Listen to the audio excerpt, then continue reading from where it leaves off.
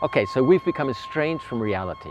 We're looking for our own authentic reality as parts of the ultimate reality. But where do we find that reality?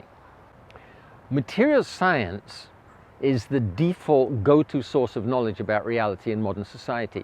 But can material science actually help us here? Material science and technology certainly give us amazing understanding, knowledge, power to control, dominate nature, others, for our convenience, our comfort, our pleasure.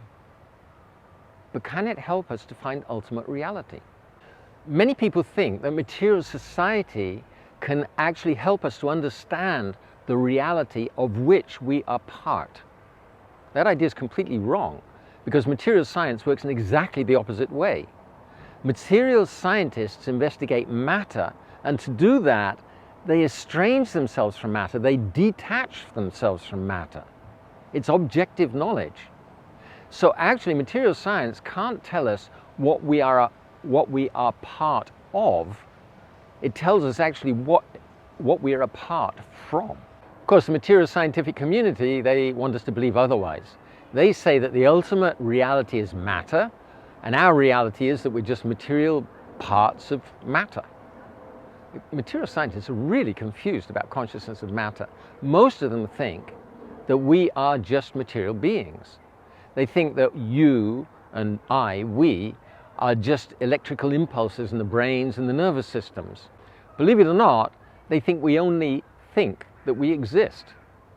I mean, how does that make sense? That's like saying the person who is talking to you doesn't exist. Well, okay, if they don't exist, why should I listen to them? It's just matter blabbing on. The fact is just exactly the opposite. Material science is a conscious process, and conscious material science examines matter in an estranged, detached way.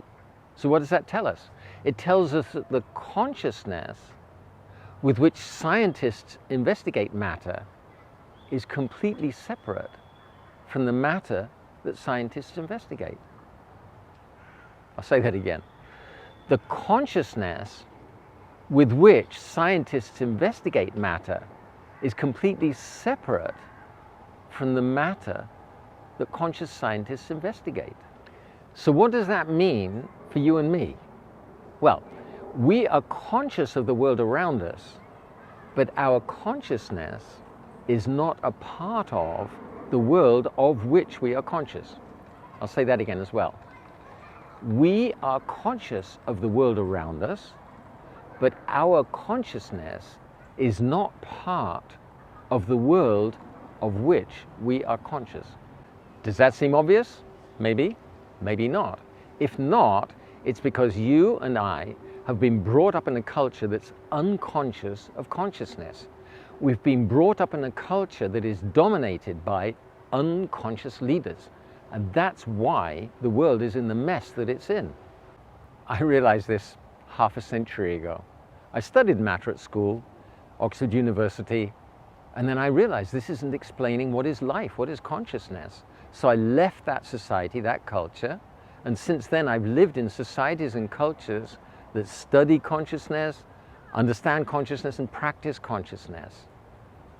I want to point out that material science cannot tell us what is the reality, the ultimate reality of which we're parts. For that, we have to turn to conscious wisdom. Amongst the conscious wisdom traditions, the Vedic conscious wisdom tradition is the oldest, the most extensive, the most authoritative. I've been studying, practicing in the Vedic conscious wisdom tradition for more than 45 years. And that's what I want to share with you.